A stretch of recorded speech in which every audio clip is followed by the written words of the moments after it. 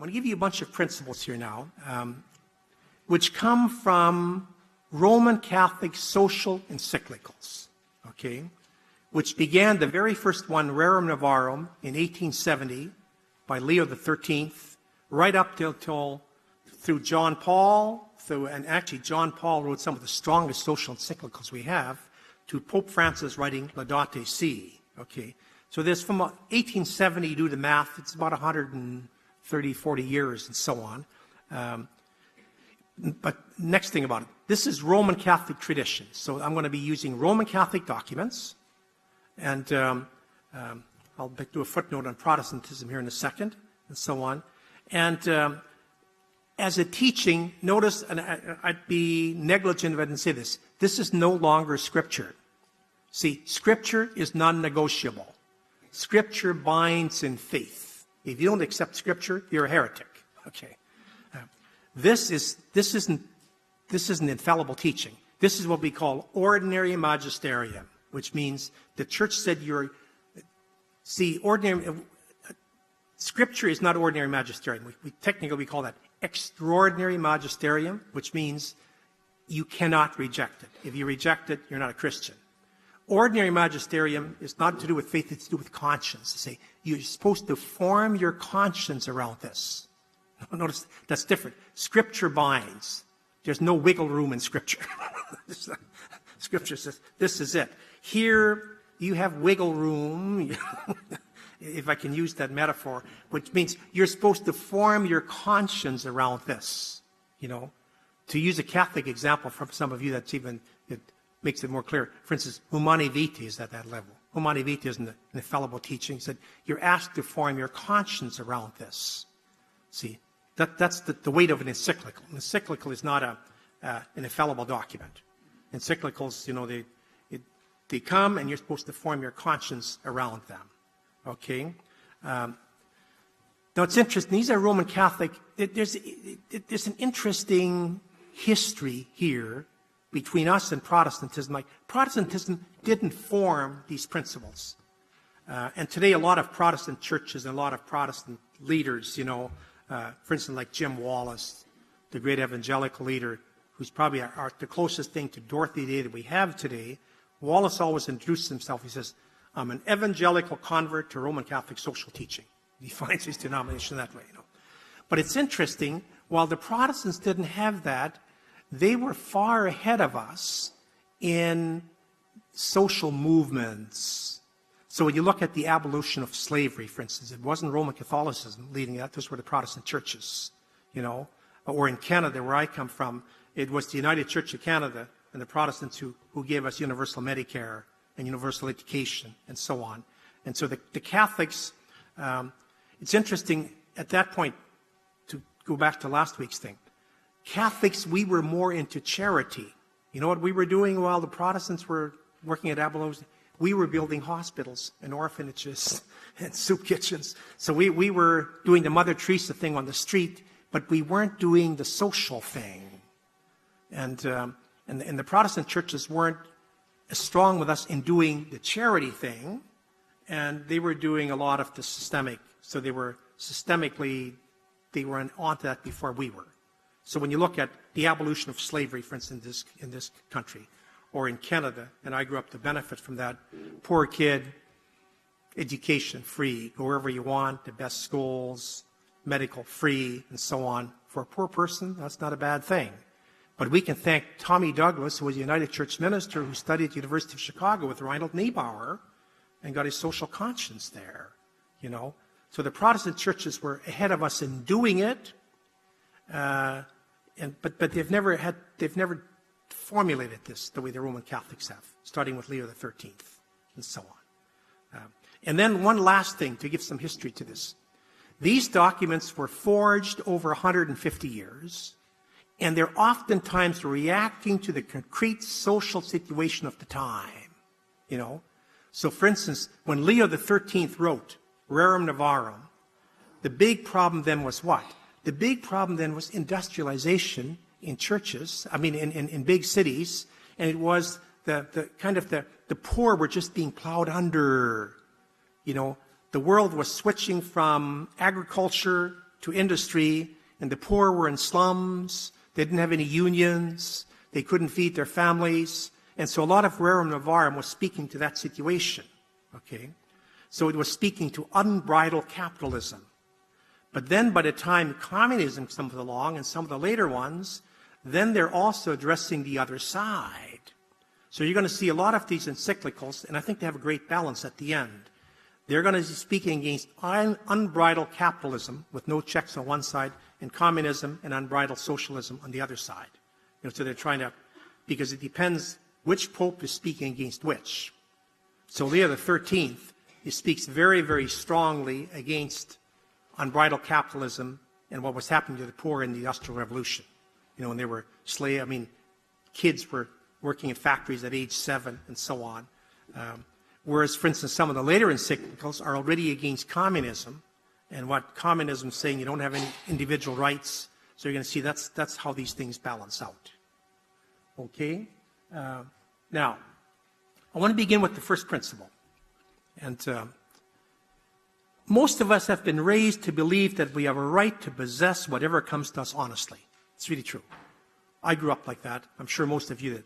We have a right to possess whatever comes to us honestly, either through our own work or through legitimate inheritance. If your dad left you $1 million, it's yours. Okay? Or you just worked hard and you got it. Okay?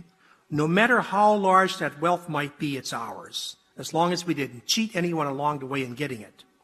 By and large, this belief has been enshrined in the laws of democratic countries, and we generally believe that it is morally sanctioned by Christianity. I want to ask you, is it or not? You're going to see it's tricky. The answer is yes and no. No and yes. Okay.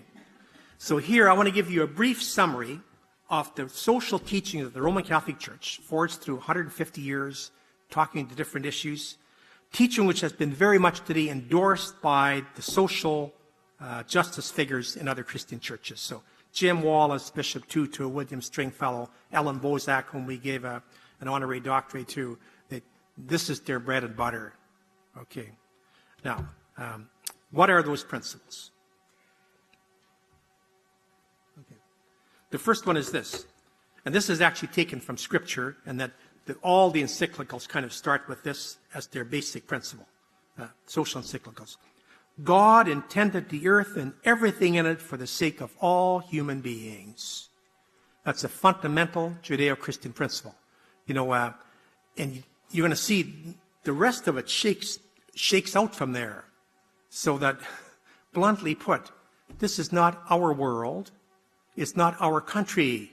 The world is given for all people to be shared. Okay? That has immense implications. Okay? Now how? Okay.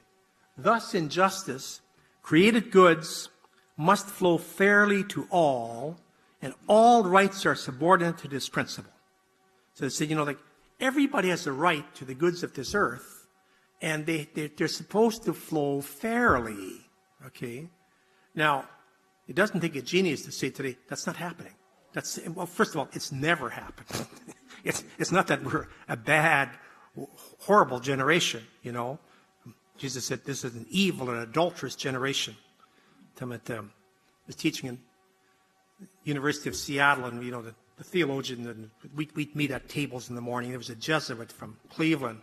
He came down one morning, took his tray, sat at our table, told a joke, and no one laughed. Which I said, well, he says, a humorless generation asks for a sign. He said, and none will be given it. He took his tray and moved on. Okay. It's not that we're an evil generation. No generation has ever honored this principle, except today.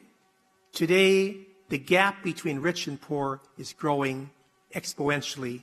We're not coming together. We're growing ever, ever further apart. It's true in the United States. It's true in the whole world. So that means fundamentally as Christians, we got to really examine ourselves so that the poor are becoming poorer and the rich are becoming richer.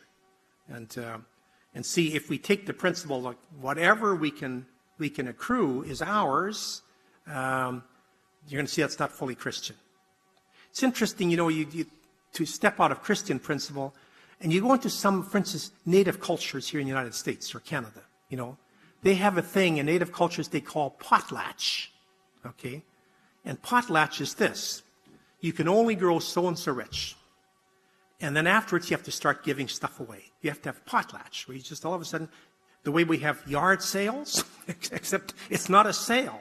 All of a sudden, you declare potlatch, and you go out and you give furniture away and money away and so on, and you simply rid yourself of a lot of stuff because you have too much, okay? And it's interesting, in their spirituality, it's not so much that the poor need it. You need to do that to stay healthy. The whole idea is you're doing that for yourself. It's interesting. This is a fundamental principle in kind of spirituality, psychology, and that is, we're supposed to give to the poor, scripturally, and so on. We're supposed to give to the poor not just because the poor need it, they do. We need it to stay healthy. So St. Paul says you need to give to others, not because they need it. If you don't do it, you won't be a healthy person.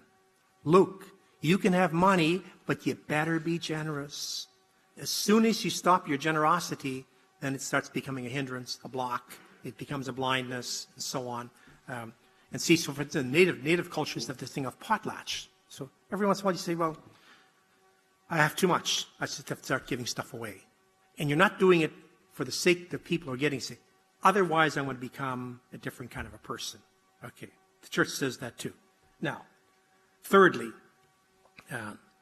we have a right to and now this would be, see, the first principles, they were spoken more at the time of Leo the 13th,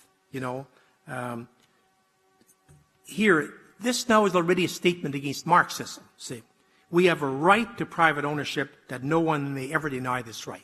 See, that's one of the principles of Marxism, that you don't have a right to private property. See, Karl Marx is predicated on you don't have a right, like it's interesting, in the West, and democratic, we talk about individual rights, okay? In Marxism, there are no individual rights. There's only collective rights. And there is no such thing as private property. Now, it hasn't stopped people like Putin from becoming billionaires, but they're not supposed to be, It's interesting. I heard a commentary. Some Russian writer in New York was on the radio and was saying that the difference between, when we grew up, when you had Khrushchev, for instance, and these older Russian leaders, and he said, what's the difference between them and Putin? And he said, it's this. They believed in the same system, but they themselves were poor. Khrushchev was poor. He was the leader. Today, they're multi-billionaires. And they're saying, well, you don't really have a right to private property. I do, but you don't, and so on. Okay. But see, so this is where you have to protect it from the one side. You have a right to private property. Nobody may deny you that right. He said, but that right is subordinated to the common good, to the fact that all goods are intended for everyone. Now, see the fine line they're walking? You have a right to private property, and that's inalienable. Nobody can take that from you. But at the same time, that right has to be subordinated to the common good. You can't be living off the hog when other people are starving. That you have to take the common good into. Then, wealth and possessions must be understood as ours to store it rather than to absolutely possess. And we saw that. That's from the Jewish principle that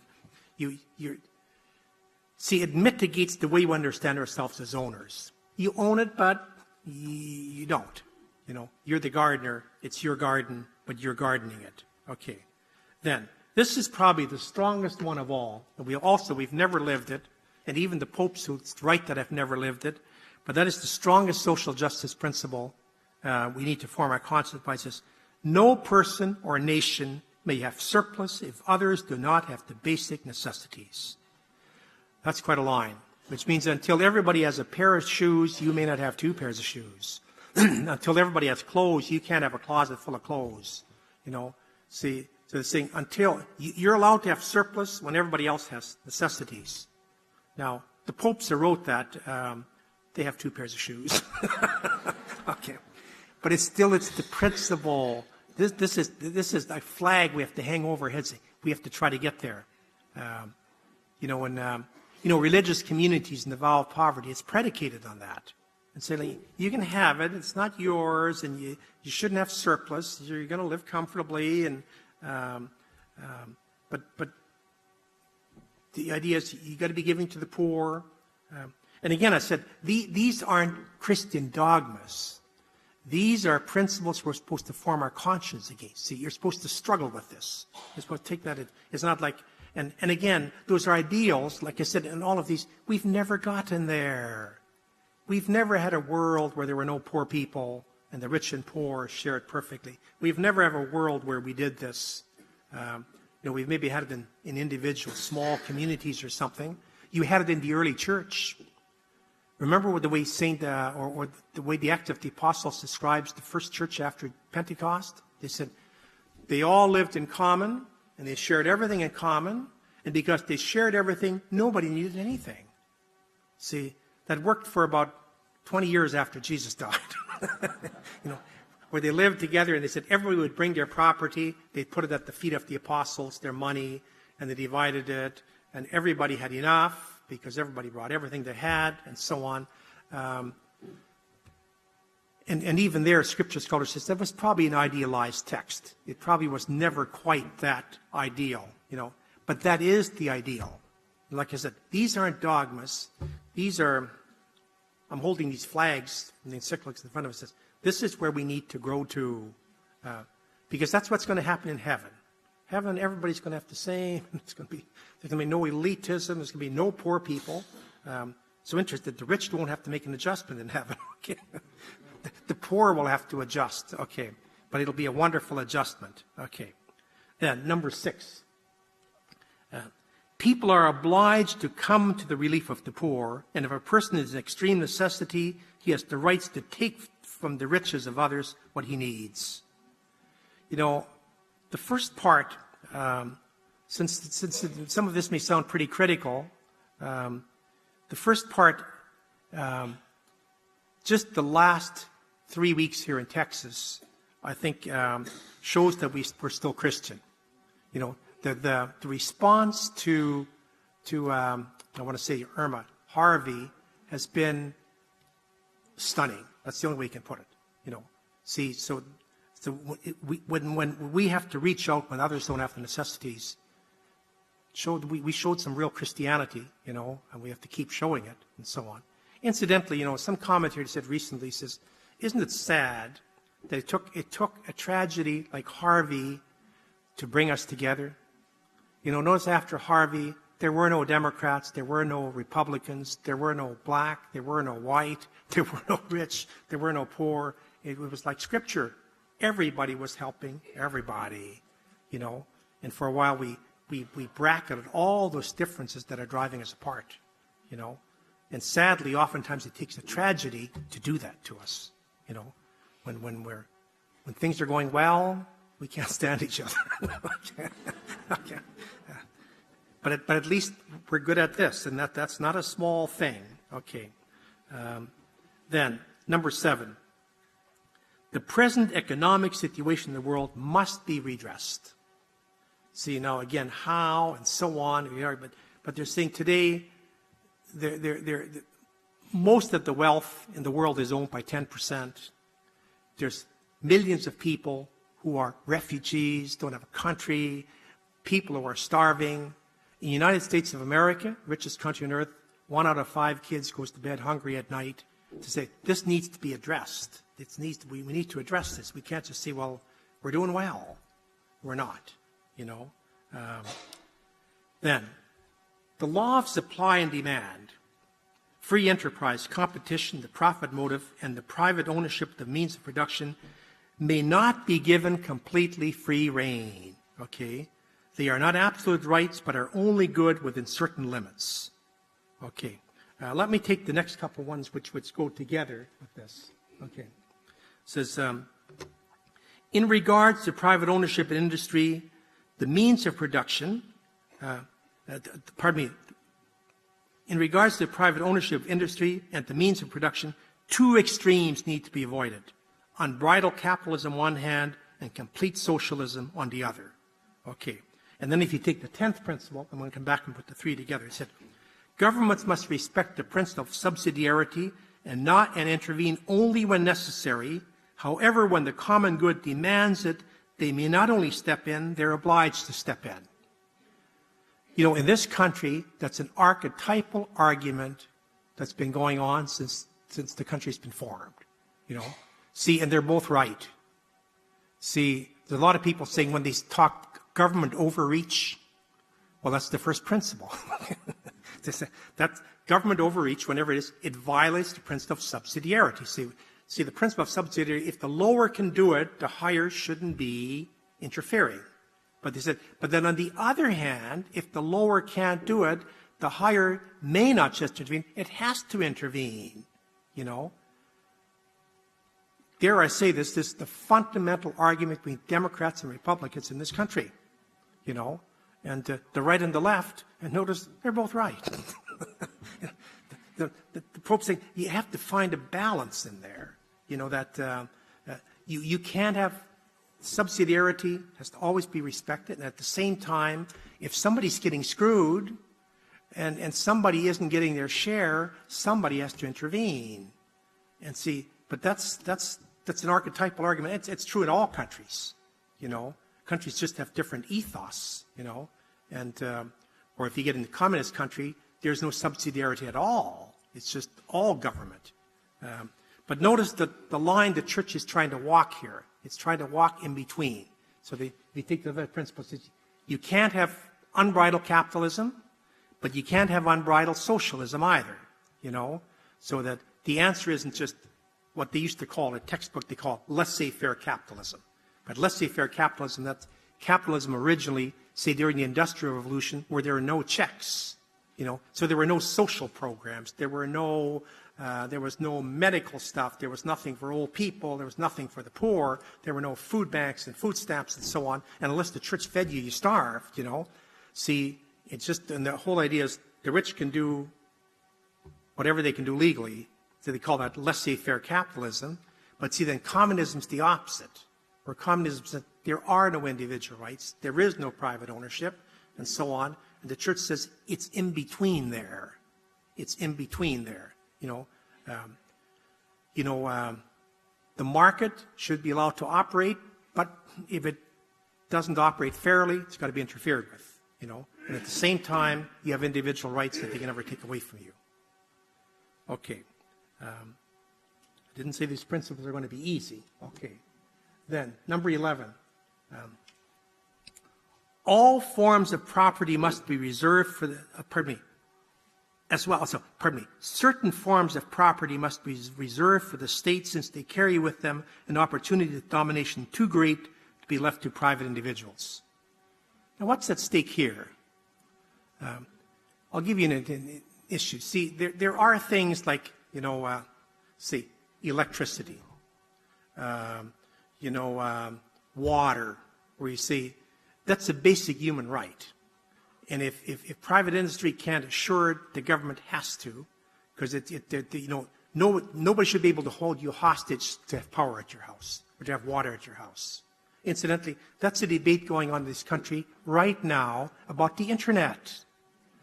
See, so companies are saying, you know what? Because companies like making money. They said, we're going to give you two kinds of service, you know. And you already see that this summer I was in Australia. It's already there, you know. You check in a hotel and they said, you have Wi-Fi? Yes. We have the weak Wi-Fi, which you can get for $15 a day. Then we have better Wi-Fi that you can get for $30 a day, you know.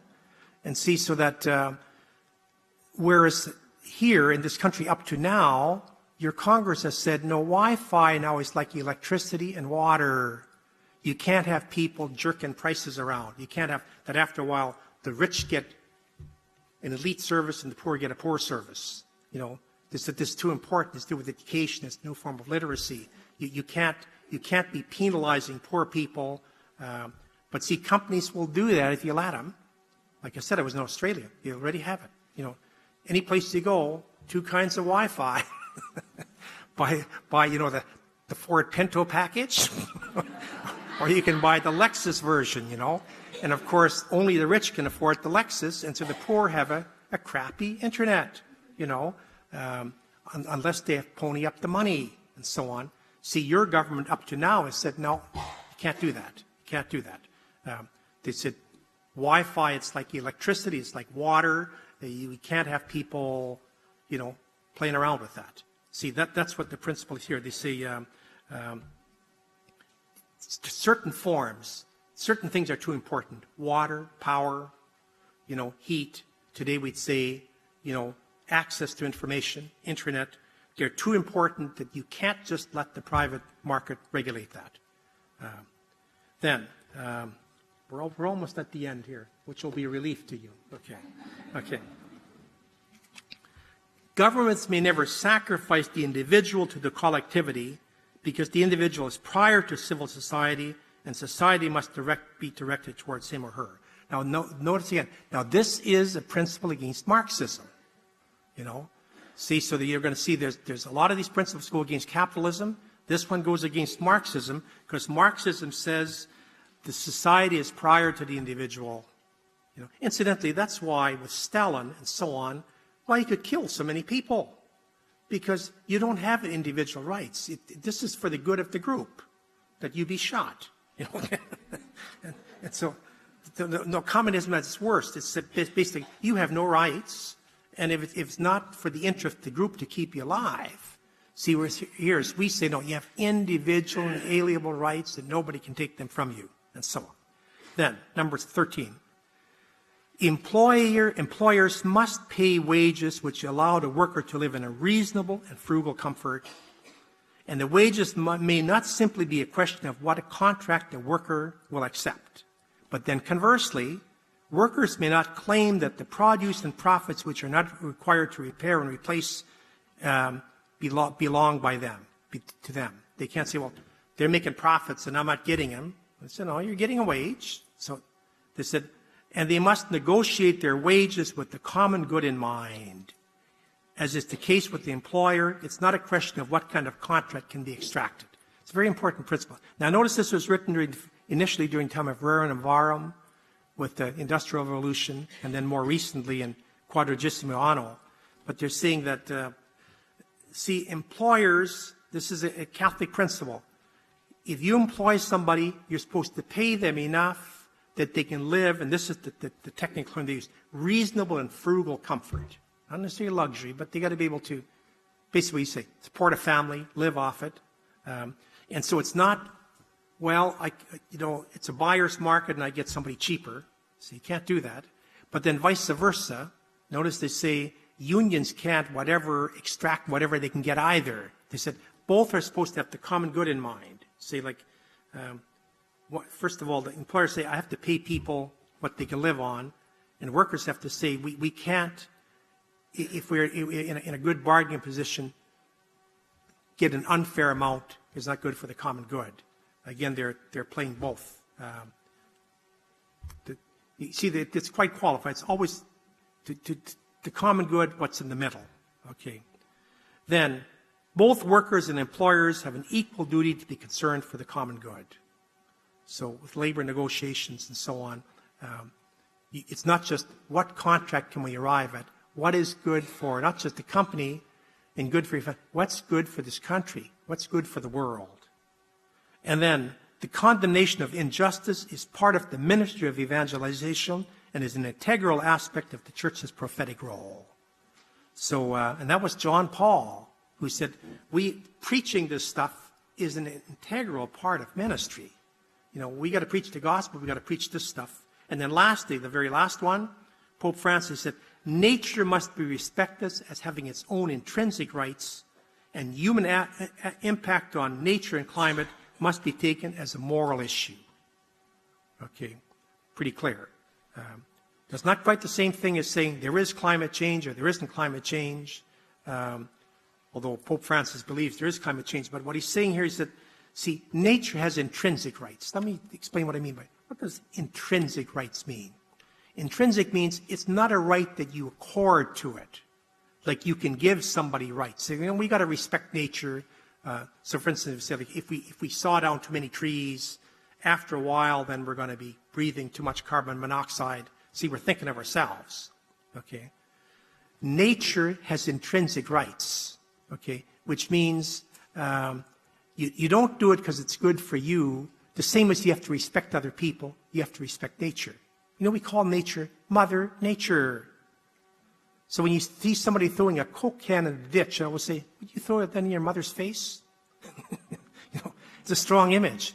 We have to respect nature. You have to respect your mother, so that we can't just do anything with nature that we want, and so on. And the Pope says there's the human impact on nature and the climate must be taken as a moral issue. I said, well, that's just a political issue, or it's this, or it's that. I said, no, there's a moral issue here, because nature has rights. Now, when I say rights, I want to ask you this question. As Christians, what's going to happen to the planet Earth at the end of the world? The end of time? What's going to happen to this planet? What does Scripture say is going to happen to our planet? Pardon? No, it's not going to blow up. See, that's the apocalyptic view. And it's also it's not going to be like a stage either. When you go to a play, and you have this exciting play, and then they pull the curtains, and everybody goes, has a drink, and the stage just sits empty, Right. Romans 8:14 and following. Paul says, all of physical creation is longing to be set free from its bondage to decay, to enjoy the glorious liberty of the city of the children of God. So the world is going to go to heaven. We don't know how, because we don't know how we're going either, But all animals and everything, see, and sometimes we don't make that distinction, that Jesus said, I've come to save the world, not just people on the world. Those are two different things. Jesus came and said, I've come to save the world. And by that he meant the people, but also everything on it. When Teilhard de Chardin was called to Rome to answer heresy charges, and Garrigou Lagrange was actually a pretty good theologian, Dominican. But he said to Teilhard, he was in charge of the Holy Office, says, what are you trying to do? Because nobody understood Teilhard. And Teilhard says, I'm trying to write a Christology that's wide enough to incorporate the full Christ. He said, because Christ wasn't just an anthropological thing. He said, Christ was a cosmic phenomenon. With that fancy terminology, Jesus didn't just come. He said, I'm trying to give a Christology, an ecclesiology that takes in the world and not just people. Jesus came to save people and to save the planet and the rocks and trees and the animals and everything on it. Quite simplistically put, but accurately. Imagine you have a child or a grandchild and their puppy gets killed or their little kitten, and they're crying and they say, Grandma, will this kitty go to kitty heaven? And you say yes to make the kids feel better. You're actually right. We don't know how. But God assures us nothing's going to be lost. Nothing's going to be lost. See, so the planet Earth is like us. It has a dignity, and it also has a mortality. It's interesting that it also needs an intervention from Christ. Like, the universe is running down. They can predict when it's going to end, They know when it began with the Big Bang, and they know when this Big Bang is finished. So unless there's an intervention, the planet is also like us. Our planet is dying. The universe is dying, as so are all of we. We're waiting for the resurrection. So it's not just going to happen to us. It happens to the earth, And so today, the last social encyclic we had from Pope Francis said, we have to take nature and how we're impacting nature and so on, we have to take that as a moral issue. It's not to say like whatever we can do. How many trees can we cut down? How much plastic can we produce and so on. So we have to look at these things as moral issues. Now, the moral issue also includes the fact that there are going to be soon 8 billion people living here, and they all have to live. My youngest brother works for Exxon, and he can be quite challenging to talk to. He says, everybody wants to. They said, but nobody stops driving their car. See, well, it's really true. See, we all want some change, but the moral issue also includes that there's 8 billion people living here, and they have to eat, and they're driving cars, and you need heaters, and so on. And so this has to be judiciously, if I could say, judiciously adjudicated on how we do this. But yet we always have to have these principles in front of us. Now, I'm going to end before the coffee break, where I started by saying the principles of the church, these are not dogmas. The stuff from Scripture and Jesus and the prophets, that's dogma.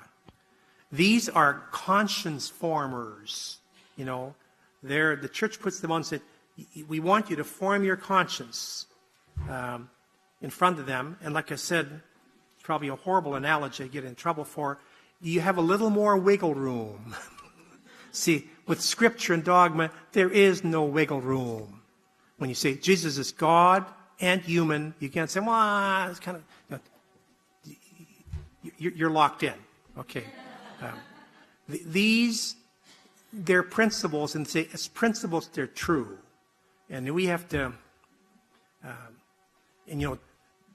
we struggle to put them practically into life. How do you put them in? How do you incorporate that? How do you live in such a way that you have no surplus? Every one of us in this room tonight has surplus. You have closets and you have stuff that you don't need, and you have to have garage sales and so on. And so, so how do we live that, and so on? Or how do we, this last principle, how do we live that we leave the least amount of footprint on this planet, and yet at the same time have to do what we have to do, and so on? So I'm putting them out to you as they're conscience formers, but they're strong teaching. This isn't just like traffic laws. Sometimes when I say teach and say that the difference between what we call extraordinary magisterium, ordinary magisterium, and pastoral teachings. Extraordinary magisterium, if you take, like, for instance, we have rules in this country. So, for instance, murder, that's a pretty strong one. Okay? See, that's extraordinary. Okay? Then you have ordinary. This is like breaking and entering and so on. It's a pretty strong one. See, then pastoral is like your traffic laws and your tax laws and so on. But this isn't a pastoral thing. This is a strong conscience thing. Okay? And that's kind of a summary of the Roman Catholic doctrine on it.